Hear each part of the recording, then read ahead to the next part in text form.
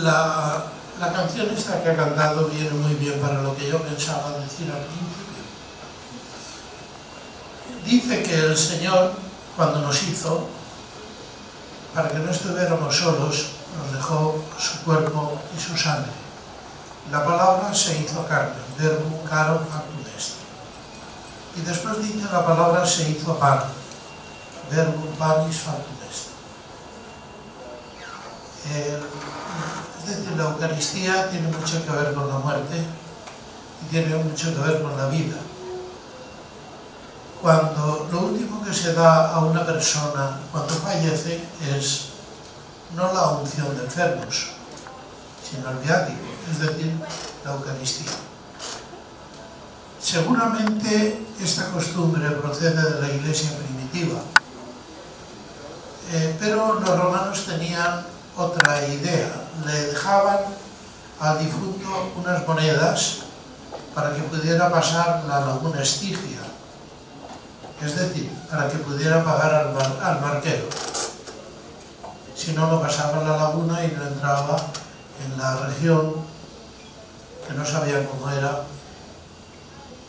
Si la vida humana tiene un principio que desconocemos y un final que también desconocemos si no nos es revelado,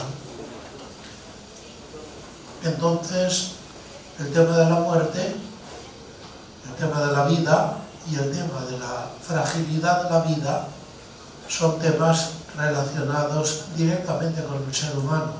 Y el que no los quiera pensar es simplemente por demasiado miedo, como el avestruz que mete la cabeza debajo de la arena cuando viene un peligro. Estamos en esta época, en una época donde el ser humano intenta no pensar que es humano. Quizá esto haya sido de siempre, y he traído aquí un montón. Esto no lo puede resolver la ciencia, simplemente porque es un límite. El ser humano tiene un límite. Ese límite es precisamente lo que caracteriza al ser humano, que sabe que tiene un límite. Y es precisamente lo que el ser humano, sin quererlo, lo hace humano.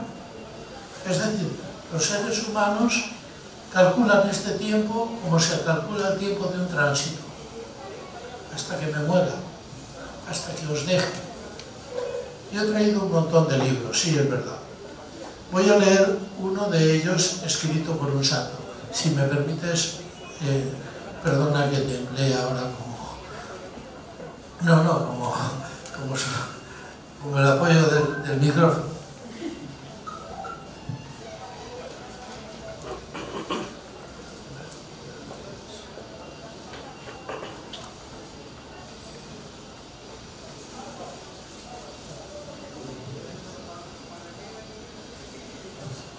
Leo a San Carlos.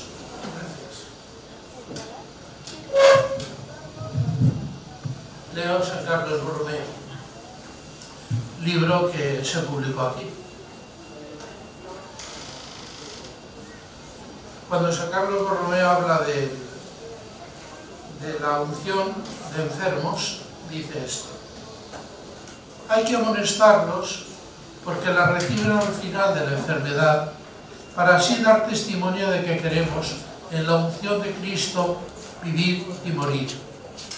Que así como el bautismo, en el bautismo naciendo a la vida en este mundo fuimos ungidos por la unción de Jesucristo, así también al partir de este mundo queremos ser ungidos para ser siempre suyos. Y porque esta extrema unción se da o para sanar o para morir más fácilmente en la gracia de Jesucristo, afirmamos que no queremos sanar ni morir en otro nombre que en el nombre de Jesucristo. Y que si el sanar y el morir estuvieran en nuestras manos, nosotros querríamos ponerlos en las manos de Jesucristo, a fin de que Él disponga de nosotros, porque sabe mejor que nosotros aquello que hay que hacer. También hay que advertir que se ungen todos los miembros. En aquel tiempo se ungían las manos y también los pies.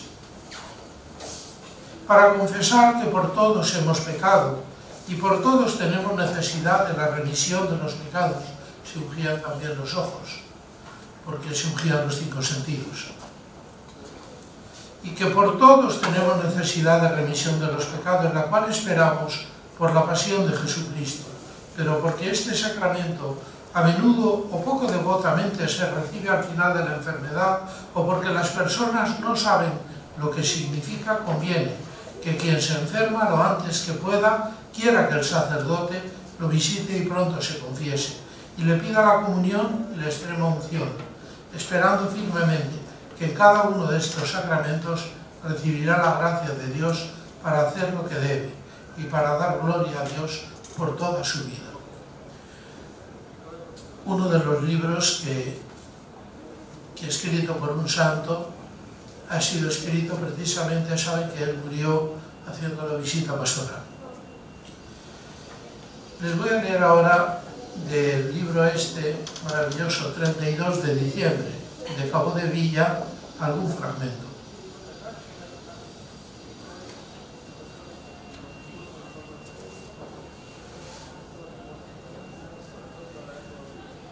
Ustedes habrán leído o oído hablar del extranjero de Camus. Es decir, un escritor argelino que escribió en francés. El extranjero de Camus era en verdad un extranjero, doblemente, absolutamente extranjero. Extranjero en Argel y extranjero en la tierra. ¿De qué mundo lunar procedía Meursault? Nada le concierne, nada le afecta. Durante el entierro de su madre no derrama una sola lágrima. No siente emoción alguna. Para uso de hombres normales, Gustavo, que tú que estás por aquí, terráqueos, quizá la mejor manera de comprender algo sobre la muerte, lo que nos concede alguna aproximación a su misterio, lo que nos anticipa más eficazmente alguna experiencia acerca de ella, quizás sea, más que cualquier dilatada y encarnizada meditación, la muerte de alguien a quien amamos mucho. Al perder a su mejor amigo, llega San Agustín al nudo de las cuestiones. Me he hecho a mí mismo problema. Quien ha asistido al fallecimiento de otro hombre queda en situación de superviviente. No ha sido un mero espectador, es un pobre ser mortal en espera de su turno. ¿Se acuerdan cuando yo dije, 2 rectores me han precedido, ahora me toca a mí? Mientras acompañaba aquellos textos aquellos restos hasta el Camposanto, presenciaba el ensayo general de su propio entierro. El idioma tiene más recursos de los que creemos. Cuando una persona querida muere, digo, se me muere. Al partir, me ha abandonado. Cuando esa persona muere, a cambio de la vida que yo le reservo en mi corazón, se lleva la mitad de mi propia vida. Amor y muerte tienen mucho que ver entre sí. ¿No era antes el amor como una sola alma para los dos? Como un alma única habitada en 2 cuerpos? Ahora ha venido a ser como un cuerpo único habitado por 2 almas. Medio habitado, medio desalquilado y a la deriva. De un modo u otro, yo creo que me debo callar, ¿verdad? De un modo u otro, toda epístola tendrá que ser una carta de pésame. Por la misma razón por la cual todo amor entre seres humanos es en gran medida compasión.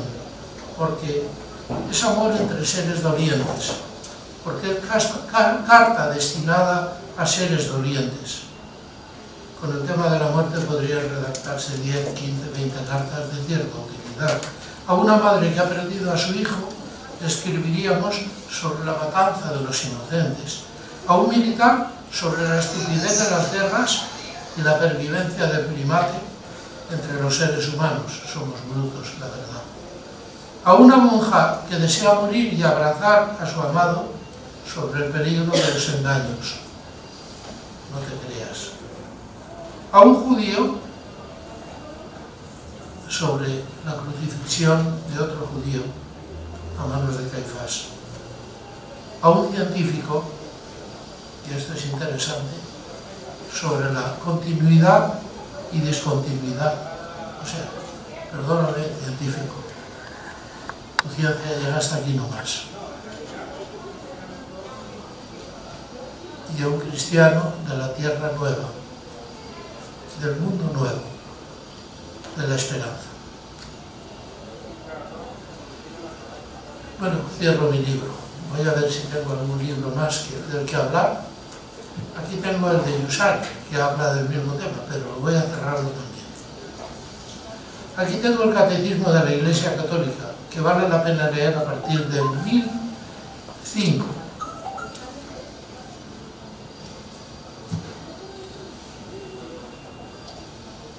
Para resucitar con Cristo es necesario morir con Cristo.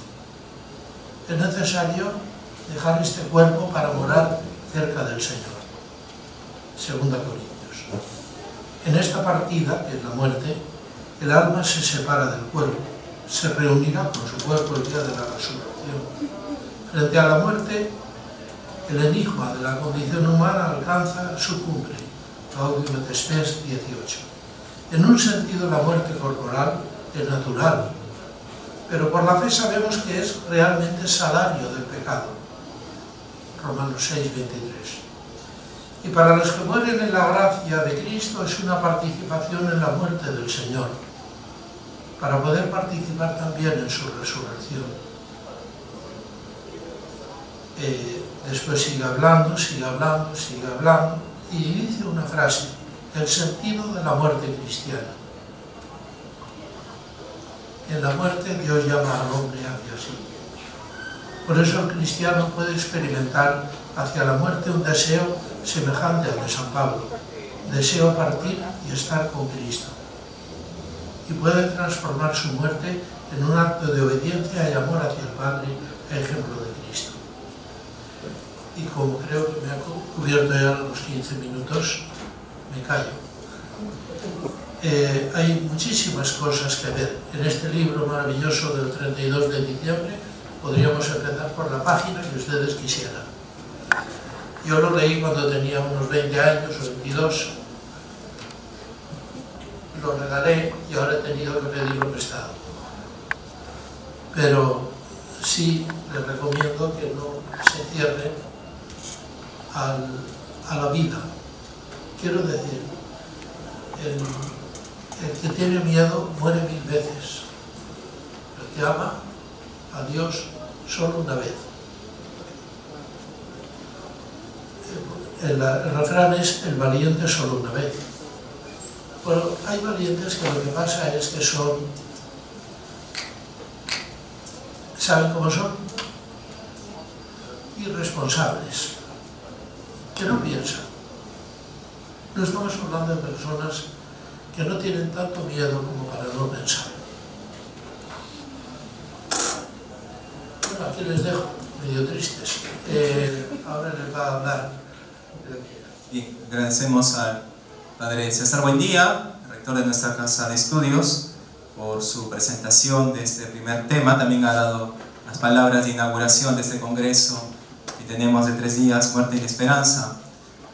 Nos ha dado esta meditación y también reflexión sobre la lectura 32 de diciembre de José María Caboadevilla. Agradecemos a Padre César por esta meditación. A continuación vamos a presentar también a la magíster María Teresa Brioso, que nos va a acompañar con el tema sobre la eutanasia. Buenas tardes con todos.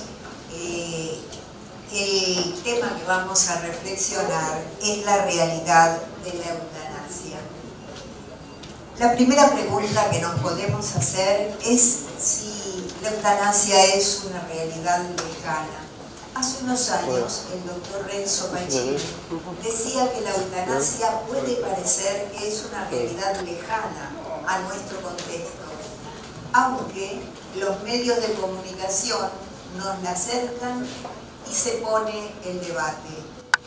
Las historias particulares que conocemos por medio de las noticias nos invitan a la reflexión amplia sobre el significado de nuestra vida y de nuestra muerte, sobre el sentido del amor, la esperanza y del sufrimiento.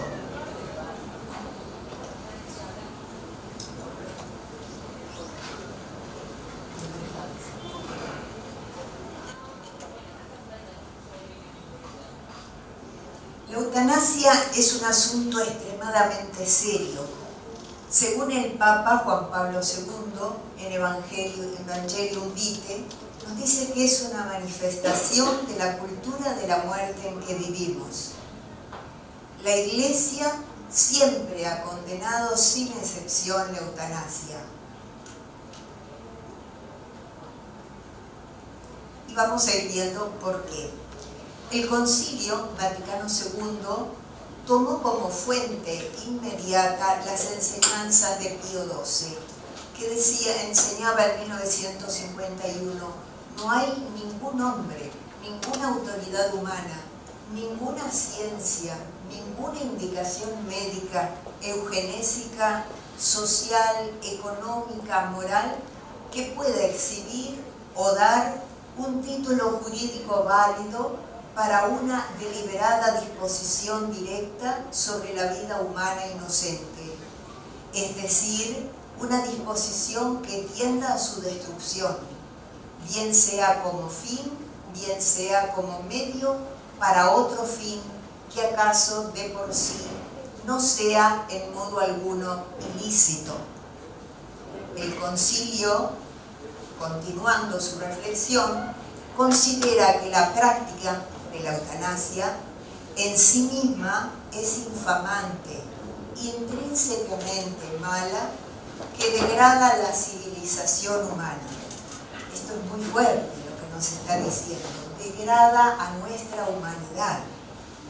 El Catecismo de la Iglesia Católica nos dice, cualesquiera sean los motivos y medios, la eutanasia directa consiste en poner fin a la vida de personas disminuidas, enfermas o moribundas.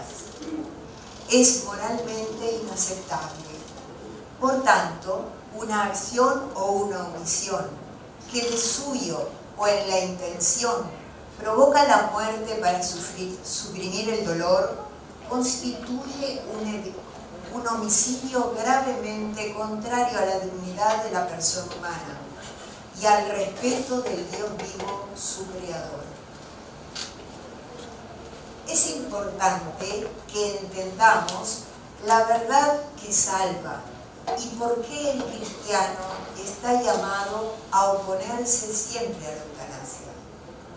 Al hablar de eutanasia encontramos una confusión causada por la terminología confusa y ambigua. Se habla de buena muerte o morir bien, anticipar el final de una vida indigna, renunciar a un tratamiento médico, morir sin dolor, morir cuando uno desea, morir del modo que uno desea. El significado etimológico de la palabra eutanasia significa buena muerte, da una orientación vaga. Este lenguaje borra los límites de lo aceptable y de lo inaceptable. La Iglesia, en la encíclica Evangelium Vitae, la define como una acción u omisión que por su naturaleza y en la intención causa la muerte, con el fin de eliminar cualquier dolor. Y citando el documento de la Congregación para la Doctrina de la Fe, completa diciendo: la eutanasia se sitúa en el nivel de las intenciones o de los métodos usados. La Congregación para la Doctrina de la Fe vincula la eutanasia también con la defensa de los derechos y valores de la persona. Por eso dice, por ello, los hombres que viven en tal ambiente, es decir, en nuestra civilización, se interrogan con angustia acerca del significado de la ancianidad prolongada y de la muerte, preguntándose consiguientemente si tienen derecho a procurarse a sí mismos o a sus semejantes la dulce muerte, que serviría para abreviar el dolor y sería, según ellos, más conforme con la dignidad humana. Es decir, el hombre de hoy vive mucho más, gracias a la ciencia y a la tecnología, pero se plantea estos profundos interrogantes frente a una vida larga y a una enfermedad.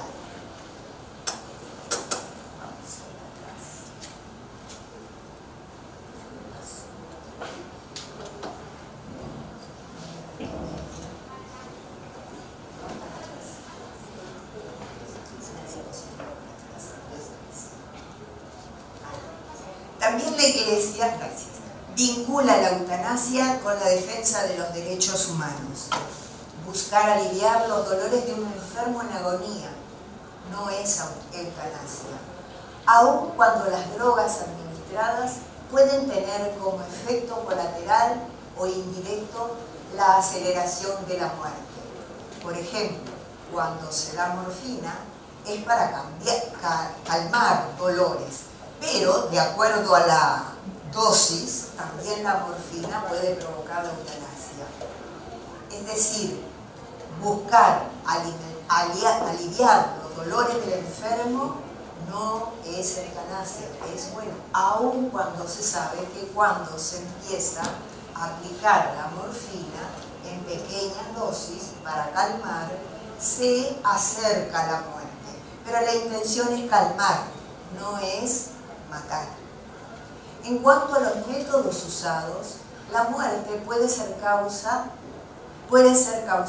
administrando dosis letales de sustancias como narcóticos o compuestos tóxicos, o suspendiendo las intervenciones ordinarias y todavía útiles necesarias para la vida, como el alimento, el agua.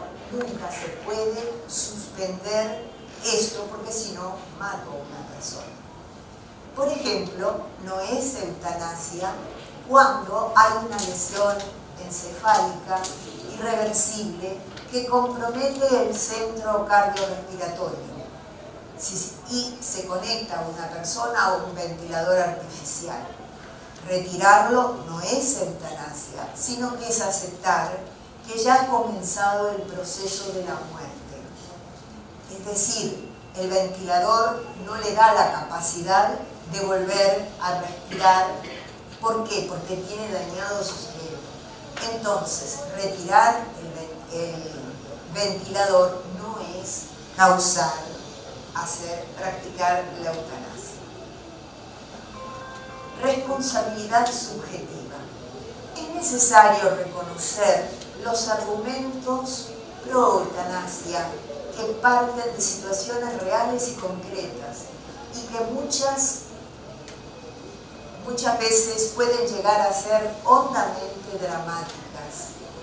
Estos escenarios pueden ser ocasión para que, de buena fe, se piense que es lícita la eutanasia y que ello amerita nuestra comprensión. Sabemos que incluso la responsabilidad personal podría verse disminuida en tales casos, o que incluso podría no existir. Sin embargo, continúa aclarándonos la doctrina social, el error de juicio de conciencia, aunque sea de buena fe, no modifica la naturaleza del acto homicida, en sí mismo permanece inaccesible. Se trata de una compasión que en realidad es asesina, del ser querido cuya postración en el dolor, en el sufrimiento y la depresión se nos hace insoportable. Esa compasión que pretende liberar al otro de una vida que le comporta sufrimientos en los hechos le libera del otro, cuya presencia se ha vuelto una carga, porque la eutanasia no elimina el dolor y el sufrimiento de la existencia humana, sino que elimina a los seres humanos que padecen. Es necesario, siguen diciendo nuestros autores, en especial Pacini, es necesario objetivamente ponerse del lado del que sufre. En realidad no le libera del sufrimiento, sino que le libera de la vida. Y en eso no estamos ninguno en condiciones de medir y de decidir cuándo nos toca. El homicidio, cuando se practica en un sujeto por otra persona, sin que lo haya pedido, libre y conscientemente, sin su consentimiento, es homicidio. Mientras que es suicidio cuando se hace con el consentimiento de la persona. Es a la luz de la verdad de la persona que la fe cristiana y la razón humana dan a la eutanasia el juicio de gravemente ilícita, y ninguna circunstancia la convierte en moralmente lícita. Por eso es necesario ver en toda su amplitud la verdad de la persona, que hunde sus raíces en una visión antropológica integral. El hombre es mucho más que su cuerpo, mucho más que sus sentimientos, que su psicología, sino que se despliega también en una dimensión espiritual. Dios lo ha creado y le ha puesto en su vida esta dimensión. San Agustín nos dice algo que nos decía recién el padre rector: la pasión de nuestro Señor Jesucristo es el origen de nuestra esperanza en la gloria y nos enseña a sufrir. En efecto, ¿qué hay que no pueda esperar de la voluntad de Dios, de la voluntad divina, los corazones fieles? Si por ellos el Hijo único de Dios, eterno como el Padre, tuvo en poco hacerse hombre, haciéndose del linaje humano, y quiso además morir de manos de los hombres. Mucho es lo que Dios nos promete vida eterna, ¿no? Pero es mucho más lo que recordamos que ya ha hecho por nosotros.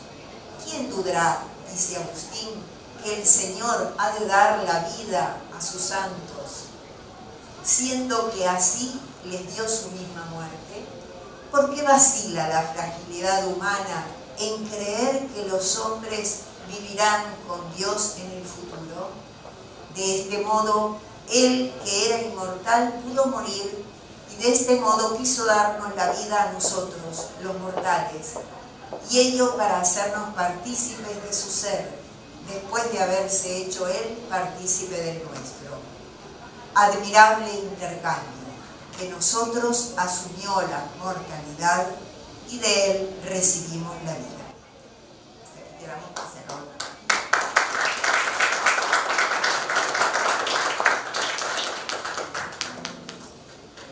Agradecemos a nuestra decana de la Facultad de Educación y Ciencias Humanidades, Magistra Teresa Brioso, por esta ponencia sobre la eutanasia. A continuación vamos a presentar al padre Gustavo Arriola Guzmán, que nos hablará. Vamos a hacer un breve entonces, vamos a hacer un canto. Prestamos atención a este canto. Llévame al cielo, llévame al cielo.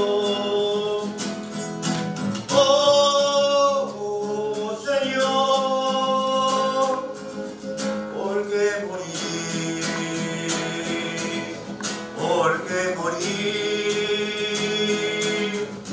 es con mucho lo mejor,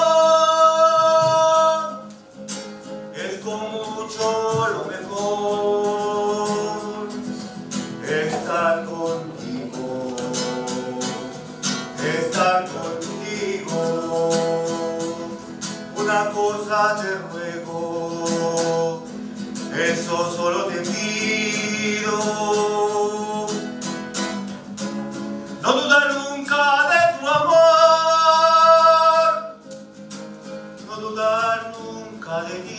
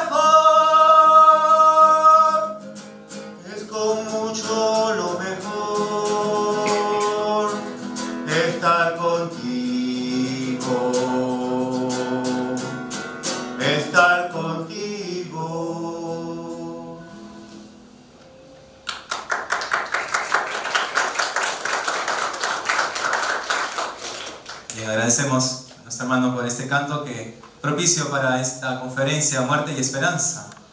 La muerte como la esperanza de alcanzar el cielo.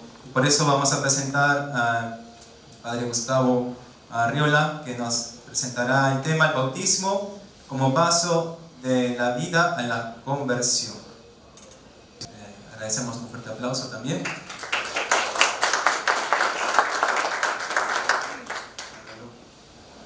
Hola, hola.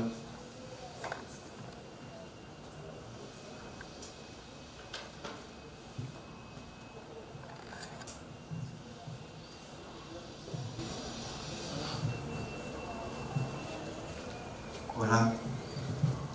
Buenas tardes. Gracias por la invitación para presentar este tema, el bautismo como paso de vida a la conversión. La idea era, ya que estamos hablando de muerte y esperanza, mostrar la relación que hay entre el bautismo, ¿no?, y el tema de la vida eterna, que ha hecho que, por ejemplo, Saulo de Tarso diga lo que sigue, pero pues para mí la vida es Cristo y el morir una ganancia. ¿Por qué alguien puede decir eso? Que morir es una ganancia. Primero entonces vamos a qué dice el mismo Jesús en su diálogo con Nicodemo, ¿no? En verdad te digo, el que no nazca de agua y de espíritu no puede entrar en el reino de Dios. ¿Qué quiere decir esto? Recordemos que Nicodemo no entiende cuando Jesús le dice que si quieres entrar en el reino de Dios tienes que nacer de nuevo. Entonces él le pregunta, ¿no? Recordamos este diálogo del capítulo 3 de San Juan, pero ¿cómo puede ser eso? ¿Acaso un hombre siendo ya viejo puede volver a entrar al vientre de su madre? Y es allí donde Jesús explicita, ¿no?, esto de que él se refería al nacer de agua y de espíritu. Entonces, de aquí, de este texto, sacamos dos puntos interesantes. Primero, que el bautismo, entonces, es condición para ver y entrar en el reino de Dios.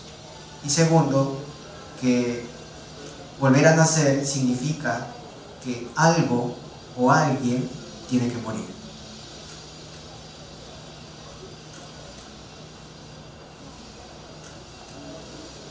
El ejemplo más elocuente de lo que está diciendo Jesús en toda la historia humana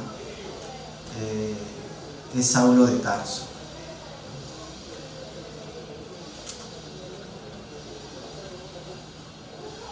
Concretamente estamos hablando entonces de lo que le ocurrió a Saulo de Tarso, ¿no? La muerte, entre comillas, de Saulo de Tarso y la resurrección, el nacimiento de nuevo, ¿no?, de Pablo, apóstol de los gentiles. Estamos hablando de la misma persona, ¿no? Entonces, ¿qué aspectos interesantes podemos sacar de lo que le pasó a Saulo de Tarso?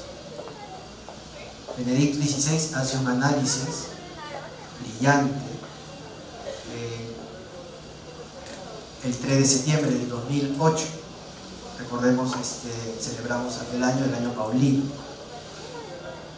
Y Benedicto XVI analizó en aquel momento el acontecimiento de la conversión, o la llamada conversión de Saulo de Tarso.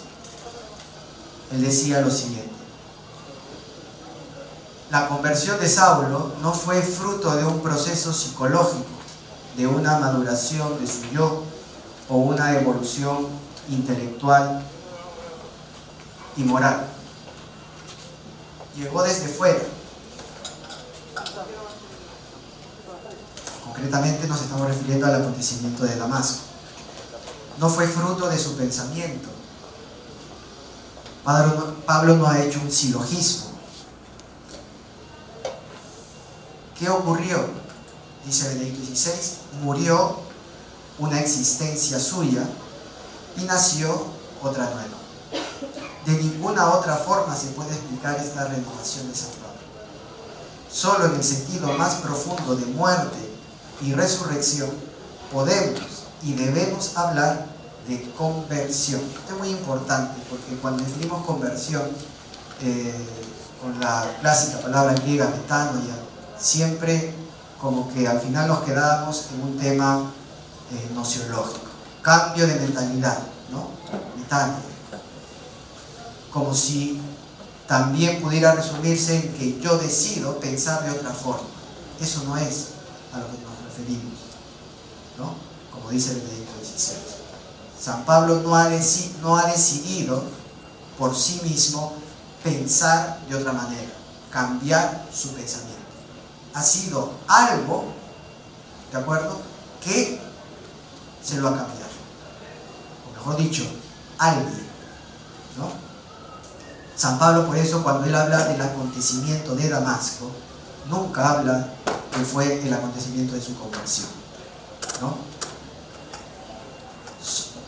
Sucedió, por tanto, un encuentro que le hizo una renovación real que cambió toda su existencia. Ahora comprendemos cómo Pablo define lo que ocurre en el bautismo. ¿Qué es el bautismo para San Pablo? Este es el texto, uno de los textos más explícitos y central, ¿no?, de lo que significa para Pablo el bautismo. Dice San Pablo: fuimos pues con él sepultados por el bautismo en la muerte, a fin de que al igual que Cristo resucitó de entre los muertos por medio de la gloria del Padre, así también nosotros. ¿Qué esperarían ustedes que siga diciendo San Pablo?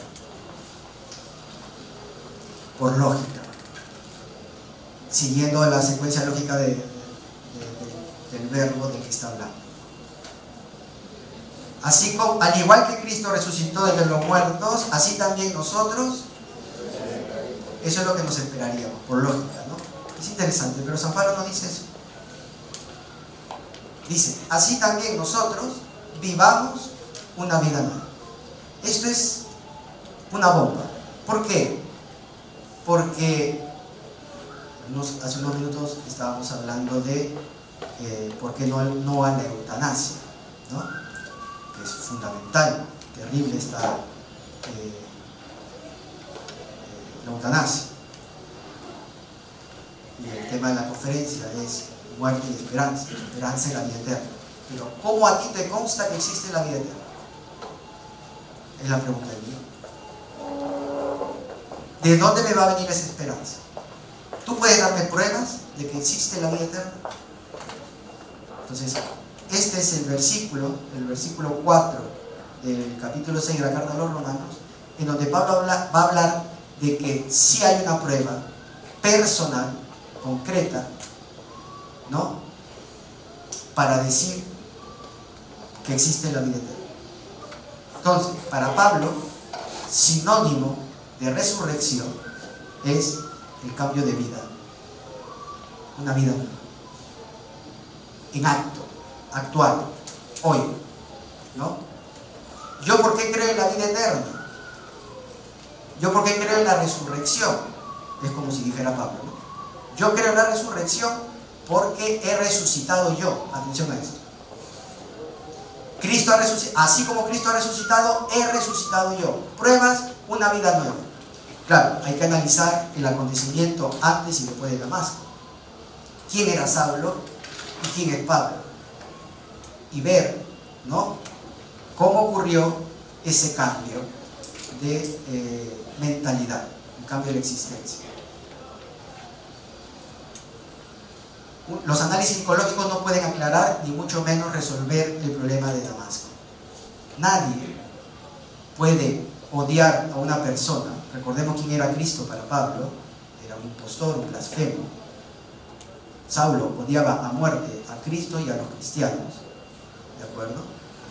Y al día siguiente decir que Cristo es el Mesías y ser capaz de dar la vida por él.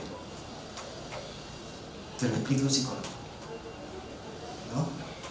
Entonces, Pablo no ha cambiado de bancada, como hacen algunos políticos. Porque el cambio de bancada no te lleva a dar la vida por el otro, ¿no? El cambio de bancada dura hasta que otro te pague más, ¿no? ¿Qué hace que una persona cambie en 3 días? Todos sus conceptos sobre una persona, sus creencias, ideales, hasta tal punto de dar la vida por ellos.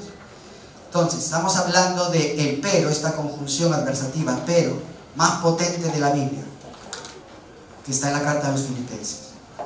Capítulo 3, versículo 7. Alla, como se dice en griego, pero lo que para mí era ganancia, lo he juzgado una pérdida a causa de Cristo. Lo que antes era ganancia para Saulo, ahora es skíbalo en griego, comparado con Cristo.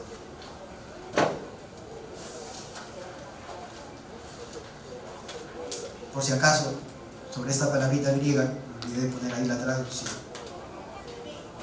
¿Quieren que le diga la traducción de skíbalo? ¿Es conocido ya? ¿Sí? ¿Sigo? ¿No? Dice, el sustantivo skíbalo es un hapax legómeno, que es una exageración paulina.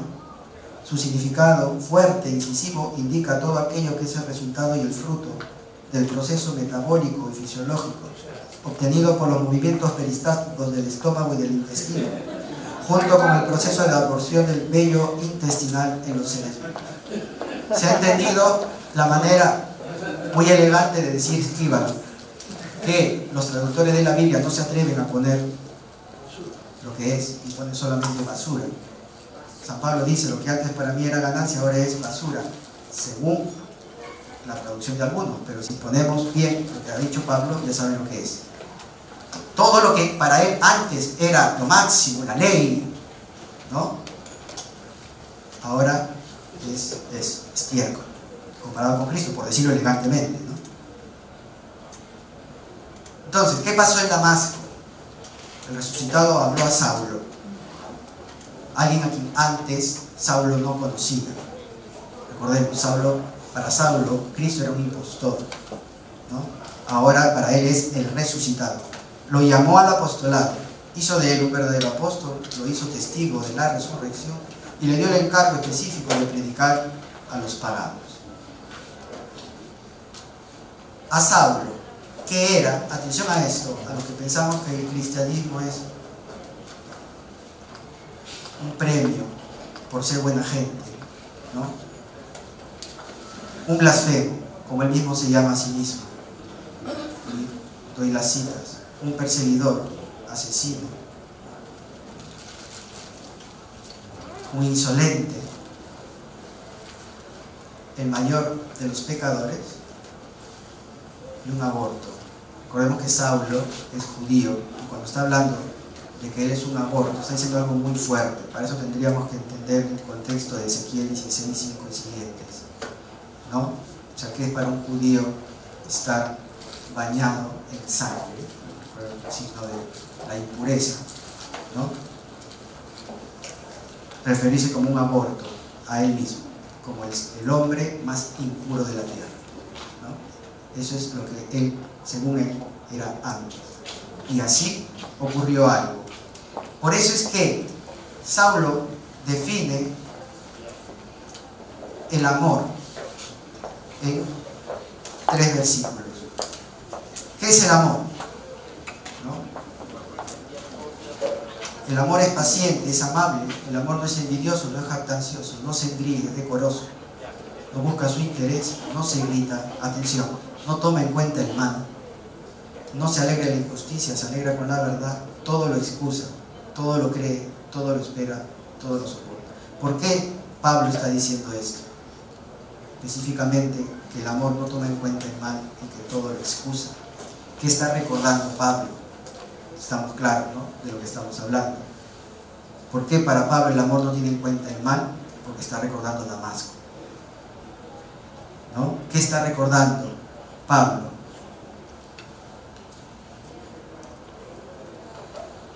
que siendo él todo esto, hay alguien que ha salido a su encuentro, lo ha amado y lo ha transformado en una persona nueva. Para Pablo, el amor no es un sentimiento, el amor es una persona. El amor es Jesucristo.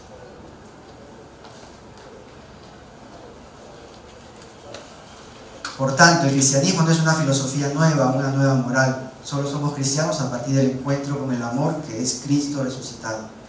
El bautismo es la consecuencia del encuentro personal con el amor, que es lo que le sucedió a Saulo de Tarso. Y solo el amor nos hace pasar de la muerte a la vida. Y esto es lo que estamos hablando de conversión. Muchas gracias.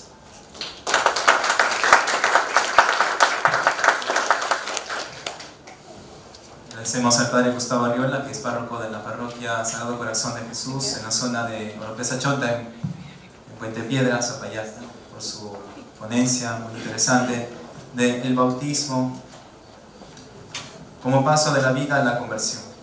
Bien, a continuación, en este camino del bautismo como conversión, me ha tocado ahora a mí hablar un poquito de la causa de los santos, y quiero enfocarme solamente en un siervo de Dios, que ahora es siervo de Dios, conocido por nosotros porque ha sido profesor, cofundador de nuestra universidad también, a los inicios, el profesor Dr. Andrés Asciani, que está en causa de santidad. Un ejemplo, como nos ha dicho el Padre Gustavo, de conversión como San Pablo, porque allí se ve la resurrección, la vida nueva, un hombre transformado en Cristo, con sus virtudes. Aquí voy señalando algunas virtudes en nuestros estudios de investigación de la causa de los santos, en él se ha ido manifestando. Para empezar, en la causa de los santos estudia algunas personas que tienen dos características. En la vida han vivido virtuosamente, la imagen de Cristo de manera heroica, virtudes heroicas, más allá, virtudes más altas de lo normal. Y por otro lado también la santidad de la vida en sus virtudes, y luego en segundo lugar su intercesión después de la muerte. Nosotros estamos en un congreso que habla de la muerte y la esperanza. Pues entonces existe la resurrección, lo que justamente hemos estado escuchando del Padre Gustavo. Esta vida nueva del bautismo ya es resurrección. Entonces aquí tenemos un ejemplo muy cercano a nosotros, el doctor Asciani, que desbordaba desde muy joven, como lo ven en la foto, desde muy jovencito, 15 años más o menos, y trabajaba en esa caridad con los más pobres en su país, en Italia, al norte de Italia. Tenía esa pasión y alegría de vivir, esa fiebre de vida, de contagiar a Cristo a los demás, donde nadie pudo frenar su propósito de entrega, caridad y misión a la que Dios le asignó. Aquí la tenemos ya en la universidad como docente, sus últimos años aquí, un fiel laico apasionado por vivir su bautismo en el mundo, en circunstancias de cada día, en la docencia, por ejemplo. Fue un profesional de primer orden. Los que lo han conocido podrán dar testimonio de su manera de enseñar con gestos, su manera de enseñar con radicalidad y pasión, la educación, de transmitir cultura, vida, testimonio y verdad de la doctrina. También fue un hombre consagrado, perteneció a los Memores Domini, del movimiento de liberación. Por tanto, estaba consagrado a la Iglesia, a Cristo. Lo hacía con alegría, con plenitud de vida, con santidad. Como maestro también, otra virtud muy conocida por todos nosotros aquí en la universidad, la educación fue su nervio central. Educaba con gesto, con ejemplo, con la pasión con la que se enfrentaba a la realidad y su entrega total para comunicarla. Incluso los libros que vemos aquí los daba sin ningún criterio de egoísmo para que lo puedan los jóvenes profundizar, ¿no? Y era muy disponible y también muy desprendido. Amigo también, se daba tiempo para conversar con todos, convivir con todos, alumnos, profesores, sacerdotes, pobres, ancianos, niños, jóvenes. Acá tenemos una foto de un niño que juega con él, incluso saca la lengua, ¿no? Porque se sentía también un niño con los demás, corazón limpio de un hombre, ¿no? Hombre de iglesia también, perteneció a un movimiento de la iglesia, pero también estaba insertado en la parroquia, en la diócesis, en cualquier institución, ayudaba aquí también para congresos, seminarios, enseñaba en varias universidades como San Martín, a Champañá, y se daba a quien le buscaba, y quien buscaba la verdad también era disponible a enseñar la verdad y lo hacía con el ejemplo. Comprometido, por tanto, otra virtud, con los desafíos de la sociedad y con la iglesia de nuestro tiempo. Organizaba conversatorios, congresos sobre fe y cultura, religión y ciencia. Pero no solamente la parte intelectual, fue virtuoso también en la caridad. Numerosos son sus gestos de caridad, dar alimentos, a veces, bueno, ya lo dirán por ahí, ahora le presentaremos el testimonio, se daba hasta el alimento que tenía, no trataba de comer, la ropa que tenía. Hay mucho para hablar del profesor Arciani, incluso desde antes de que llegase al Perú ya vivía esa caridad con los más pobres. Él estaba también estudiando en la Universidad de Milán y vestía muy humilde, con sandalias, la ropa un poco, digamos, no nueva, porque todo lo que le regalaban lo daban los más pobres, sobre todo a los de Camboya, que venían de refugiados, y se entregaba a ellos dándole todo lo que era caridad, dinero, ropa, y se sentía feliz, porque se sentía lleno de amor por los demás. Pero también era dócil a la autoridad, obediente, el cardenal lo conocía incluso, y muchos intelectuales también de la época, hasta el presidente de la época. Sin embargo, él siempre fue humilde, dócil a la autoridad, como obispos, sacerdotes, mostraba una gran humildad, obediencia y servicio, y al mismo tiempo era muy creativo y libre. Y finalmente, con su vida y sus virtudes heroicas y su amor a la Iglesia, podemos decir que fue un hombre santo, ¿no? Su amor por Cristo, por la Virgen, siempre nos llevaba a Él, con entusiasmo, su amor por la Iglesia, su amor por los santos. Tenía una gran devoción a dos santas en sí, Santa Catalina de Siena y Santa Rosa de Lima. Incluso Santa Rosa es patrona de su pueblo, de cuando nació, y desde antes incluso, ahí en Abbiategrasso, en Milán, Italia, y por el signo de Dios, la primera misión que lo mandan fue a Lima, donde está Santa Rosa, y era la patrona de su pueblo. Como también su amor a Santa Catalina de Siena, por su amor también al Papa, a la Iglesia. Varios lo vieron incluso en la parte espiritual, absorto ante el sagrario, en la capilla, en la liturgia, totalmente lleno de Dios, metido en Dios, lleno del Señor. Entonces, esta causa continúa, se les ha entregado un folletito, me parece, para que también le recen. En la parte final encuentran una oración, que es la oración de intercesión, y también van a encontrar en este folletito su vida brevemente y sus virtudes. Quisiera también en ese aspecto invitar un testimonio, ¿no?, de una exalumna de nuestra universidad, que también fue alumna del doctor Arciani, que también después de su muerte ha tenido una experiencia cercana con él. Así que quiero presentar a nuestra exalumna Sandra Villegas Trujillo.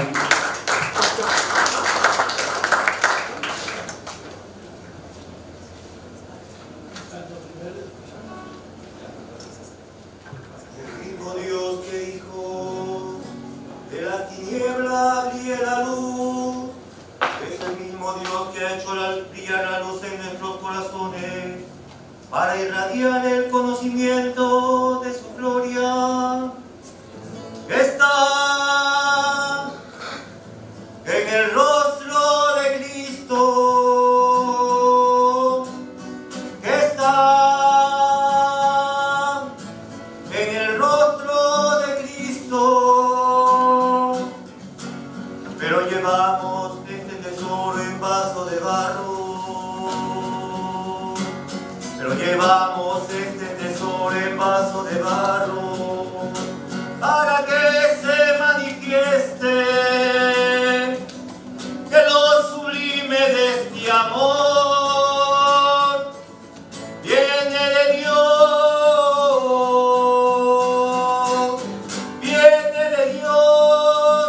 y que no viene de nosotros, llevando siempre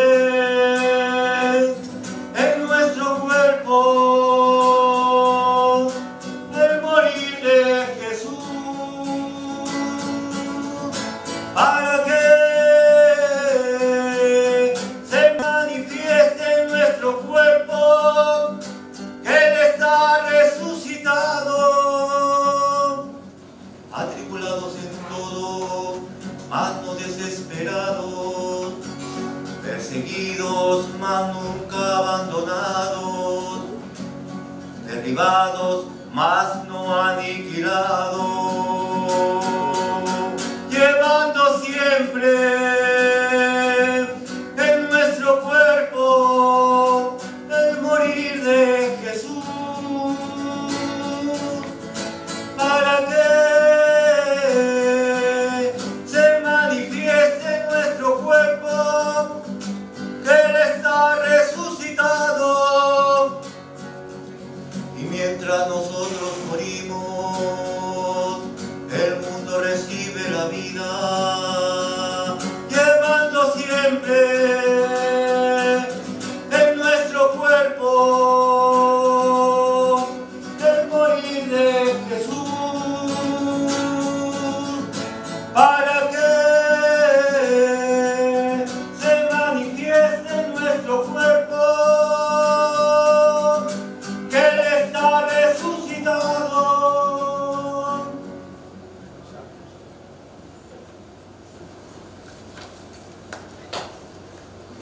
damos la bienvenida entonces a Sandra para que nos hable un poco el testimonio de Andrés Saciani. Bienvenidos. Muchas gracias, buenas tardes con todo el público presente. Ya como el padre Juan Antonio mencionó, mi nombre es Sandra Videira, soy egresada de esta casa de estudio, pertenezco a la promoción 2009-2 de la especialidad de educación bajo la mención en lengua inglesa. Tuve la dicha, el honor de ser alumna del profesor Andrés Saciani. Él fue mi docente del curso de ética primero y luego el curso de filosofía de la educación. Digo la dicha porque sé que promociones posteriores a mí ya no tuvieron esa oportunidad de conocerlo, de tratarlo. Voy a contarles un poco mi experiencia durante el tiempo que lo pude conocer y tratar, y años después una experiencia muy extraordinaria después de su muerte. Lo que más recuerdo del profesor Andrés es su pedagogía, ya que él no se enmarcaba en fórmulas, en corrientes pedagógicas, él no se enmarcaba, digamos, en el diseño de una sesión, inicio, proceso y salida. Yo creo que su pedagogía era enmarcada desde el corazón. Él era muy libre. Y recuerdo ahí, me pusieron en una diapositiva una imagen donde él estaba con libros. Él traía sus libros, a veces los ponía en el piso, su pizarra aparentemente era un desorden, pero dentro de ese desorden él tenía un orden. Entonces tú tenías que estar muy atento a toda su clase desde inicio a fin para poder entender, porque si tú llegabas tarde, a él no le gustaba que llegues tarde, él se enojaba con los tardones. Yo recuerdo que una vez llegué tarde y como estaba en un salón del tercer piso donde tenía doble puerta, entré gateando a su clase por la puerta posterior para que él no me viera y no me llamara la atención. Pero sí, sus clases eran tan motivadoras, tan llenas de asombro, tan llenas de cultura, que gracias a él es que yo aprendí a valorar la música barroca. Quizás como yo era adolescente o bueno, ya estaba entrando en la etapa de la juventud, no le tomaba mucha importancia el valor a la cultura o a la música, ¿no? Pero gracias a él y en sus clases tuvimos mucha precisión musical y hasta ahora yo pongo en práctica todas las enseñanzas en cuestión a cultura y a música que él me brindó. Como les decía, para resumir, su pedagogía era del corazón. Otra de las cosas que recuerdo de él como anécdota era que una frase que él siempre mencionaba y que justo me vino a la memoria, que era que él comparaba todo con las papas fritas. Él decía, esto no son papas fritas, esto es la vida misma. Y esa es una frase que hasta ahora me ha quedado muy, muy marcada. También, sin conocerlo, porque de hecho en algún momento, como todos los alumnos, fui cachimba. Tenía, me acuerdo, el curso de sentido religioso que se me hacía un poco difícil comprender el lenguaje del autor, de Luigi Giussani. Y por ahí me recomendaron que busque al profesor Andrés para que me pueda guiar. Y yo, sin conocerlo, con todo el temor del mundo, recuerdo que él estaba de espalda y yo le toqué la espalda, lo miré, muerta de miedo me acerqué y le dije, profesor, disculpe, ¿usted cree que me pueda ayudar con el curso de sentido religioso? Y con toda la bondad del mundo y con toda la disponibilidad, él me dijo, sí, claro, y me empezó a explicar. Y muchas veces me acerqué a él para, cuando a veces no entendía algo, él me explicaba y hacíamos grupo de estudio y sin ser yo su alumna. Y gracias a la vida, el siguiente ciclo fue mi profesor. Otra de las cosas que yo recuerdo de él y que me causó mucha admiración fue que un día lo vi en el parque de la Luna. Él se dirigía, me imagino, a su casa o a hacer sus quehaceres, ¿no? Me imagino, ¿no? Y él se acercó a un grupo de niños en la calle, un grupo de niños vagabundos. En ese momento observé que él se los llevó a la tienda y sin conocerlos les dio de comer. Para mí fue un gesto que marcó mi vida y marcó mi percepción hacia él. De por sí yo lo reconocía como docente, porque no era un docente, era un maestro, un excelente profesor a su modo, que tenía su propia pedagogía, pero en ese momento, cuando yo vi que él realizó ese gesto, para mí, yo lo consideré desde ya un hombre santo. Bueno, para no alargar más esta situación, llegó el día que él falleció, acompañé en los funerales, en el entierro, y camino al entierro recuerdo que había una gran multitud fuera de la universidad, y escuchaba entre lágrimas, susurros, grupo de personas que no vi las caras, o sus rostros, perdón, y que decían, este hombre era un santo. Y yo las escuché y me quedé pensando que realmente sí lo era, ¿no? Por su forma de vida, por su testimonio, por cómo se daba a los demás, por su oración, por su perseverancia, por su modo de enseñar, porque él tiene yo como docente debo reconocer de que él tiene muchas virtudes pedagógicas que de repente muchos de nosotros los docentes no manejamos, y él sí las tenía. Pasó muchos años y coincidentemente un 16 de enero del 2016 ya se había iniciado la causa de beatificación, creo que así se llama, y un día en casa, ya la experiencia que tuve con él post-mortem, creo que se llama ese término, post-mortem. Un 16 de enero de ese año, yo me encontraba, estaba gestando, porque sí, soy mamá de una niña de 2 años, y tuve un embarazo de muy, muy alto riesgo. Entonces, al principio yo tenía como un cierto amenaza de aborto o algo así por el estilo. Y recuerdo que ese día, organizando mis cosas, encontré unas estampitas del Dr. Asiani, que las tenía guardadas entre mis libros. Y las saqué, dije, ¡ay, mira el profesor! O algo así. Las saqué de los libros que estaban guardadas y las coloqué en un altar que tenía mi mamá en casa, donde ponía la Virgen, imágenes de algunos santos que ella venera. Y los coloqué ahí. Para ello, en casa trabajaba una señora que nos ayudaba con la limpieza llamada Gladys. Gladys, al ver las estampitas de la misa del primer mes de Asiani, se rió y dijo, ¿quién es ese viejo barbón? ¿No? Así, de verdad, lo digo con todas las de la ley. Y yo le dije, oye, no te burles, él ha sido mi profesor. Y mi mamá, que también conoció al profesor Andrés, porque ella también vio algunos gestos en el parque, justo el día que yo observé que él se acercó a darle alimento a unos niños vagabundos, yo estaba con mi mamá, y mi mamá también se quedó muy admirada. Ella le dijo a esta señora Gladys, ese hombre es un santo, no te burles de él. Entonces, bueno, yo al colocar las estampitas, coloqué 2, de las cuales solo tengo una, porque la otra la dejé en la unidad de cuidados intensivos del Policlínico Grau, ya más adelante les diré por qué. Y bueno, empecé a orar, a pedirle que interceda por mí, por mi embarazo. Ese evento marcó, digamos que marcó una historia con él, muy personal, porque al día siguiente, Gladys, la señora que trabaja en la casa, vino asustada y me dijo, Sandra, he soñado al señor de la foto, es un señor alto, flaco y está molesto conmigo, se molestó porque me burlé de él. Yo le dije, ya ves, te lo mereces por haberte burlado de él.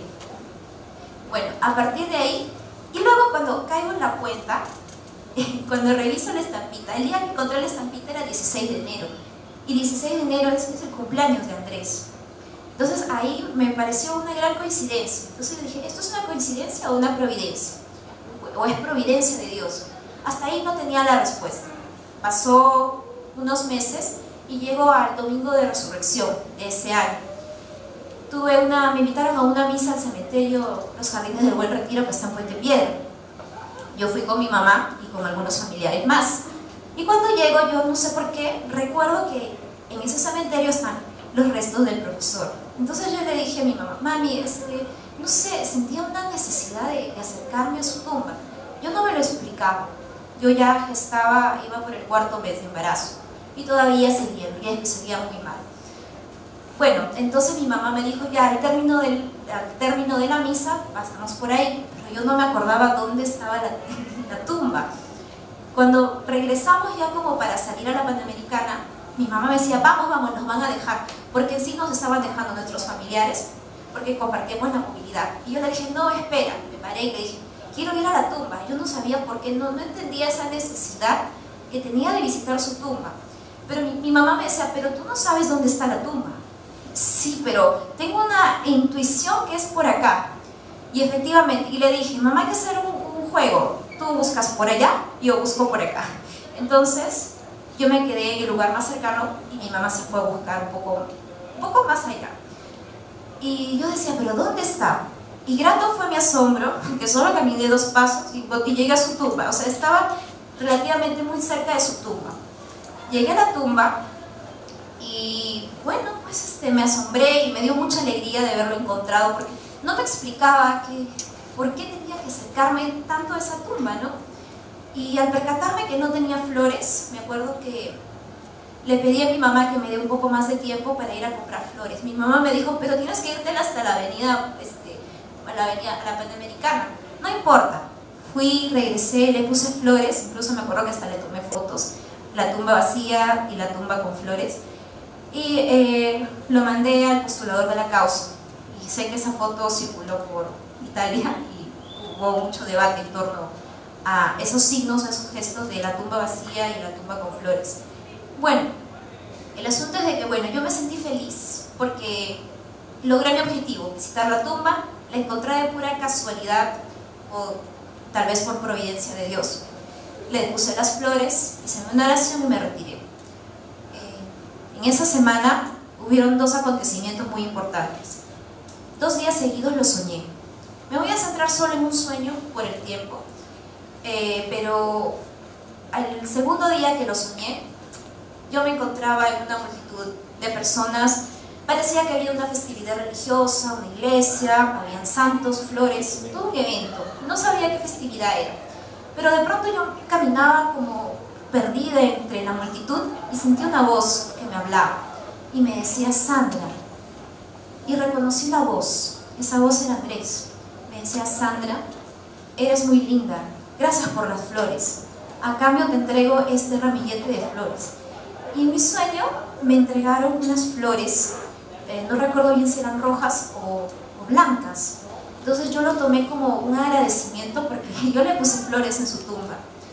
Y bueno, me desperté muy asombrada del sueño y caí en la cuenta que ese día domingo que visité la tumba era un domingo de resurrección. Luego volví a soñar algunas veces más. Les voy a contar un sueño que también me marcó y me dejó pensando, y tiene mucha coincidencia con el tema del bautismo y de la conversión. Volví a soñar con Andrés, que yo estaba como en una sala de clases, había muchos libros, como el de la foto, como el que se grafica ahí, que Andrés ponía los libros en la foto, y de pronto le escribe en la pizarra una palabra en inglés. La palabra era became, que es el pasado de become, que significa convertirse, convirtió. En ese momento no tuve la claridad de interpretar el sueño, pero ahora, dado en la conferencia y el tema, de repente me pedía una conversión personal. Y si lo situamos en el ámbito educativo de la universidad, de repente nos pide conversión no solamente a mí, sino de repente nos pide conversión a todos. Y sí, me quedé un poco asustada o preocupada. ¿Qué me está diciendo? De repente estoy actuando mal y me está pidiendo que me convierta.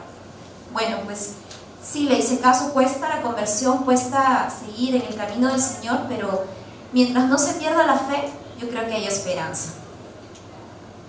Luego se acerca el día de mi parto. Para eso yo estaba en dudas en el nombre de qué ponerle a mi niña, ¿no?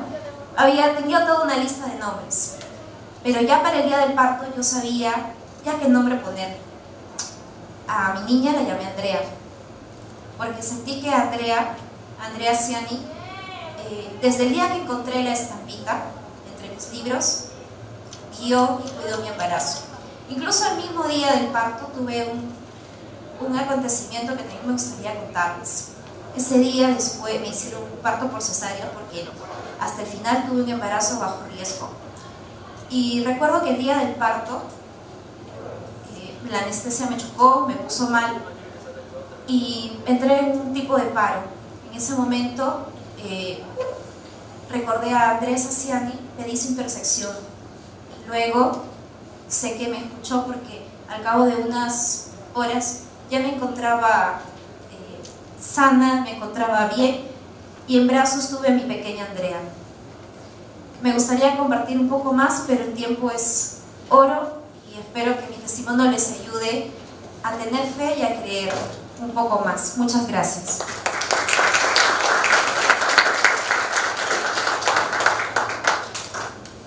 Agradecemos el testimonio de Sandra, que ha tenido esta historia tan bonita con Andrés, ¿no? Que esperemos que no lo olvidemos, ¿no? Porque ha sido un testimonio para todos nosotros, no solamente de maestro, también ejemplo de santidad.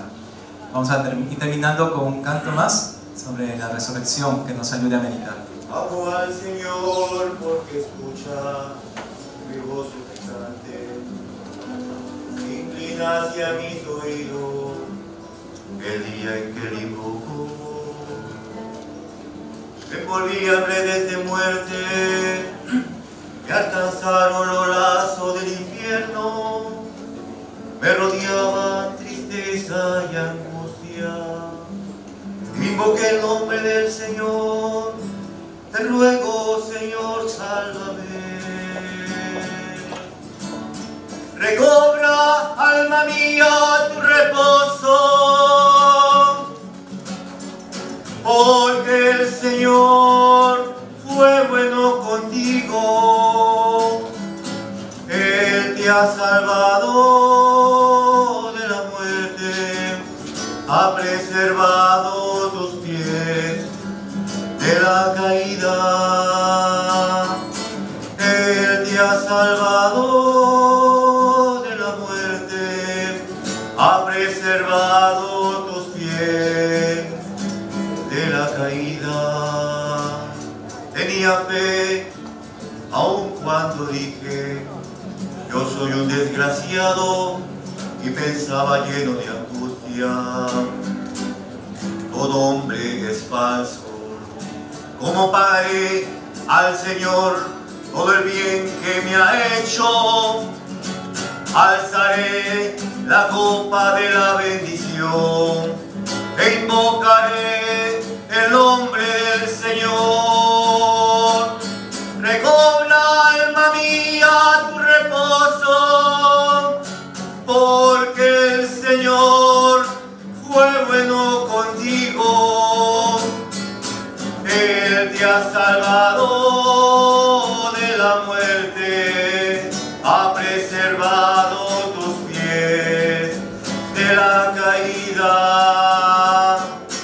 Él te ha salvado de la muerte, ha preservado tus pies de la caída.